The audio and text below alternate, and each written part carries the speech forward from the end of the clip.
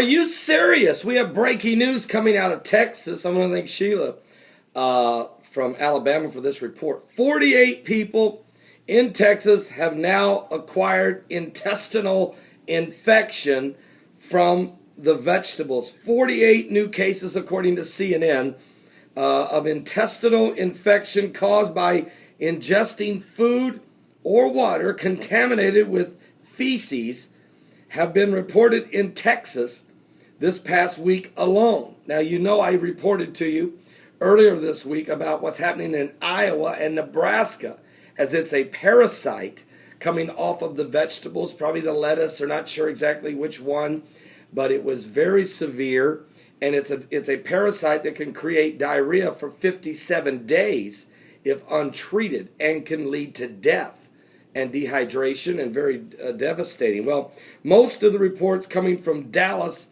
Fort Worth area, the source of the illness is still unknown. In the past, imported fresh produce led to outbreaks of this infection in the United States.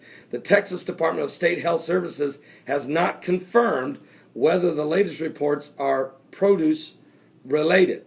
The DCHHS is continuing to investigate the possible food sources of contamination and who may have been exposed to them, according to Zachary Thompson, the department's director. The outbreak may be related to the same parasites in Iowa and Nebraska, according to the department's press release. On Tuesday, officials, folks, 21 kids, maybe 22, little children died in India eating a free school lunch. If you was to ask yourself, really ask yourself, how many people that are dying with cancer are getting them from the food, actually getting it from the food, from these GMOs, from these genetically altered, DNA devastated re-engineering of the food. The wheat's not even real wheat anymore. There's really tares among the wheat. It's really getting ugly, folks.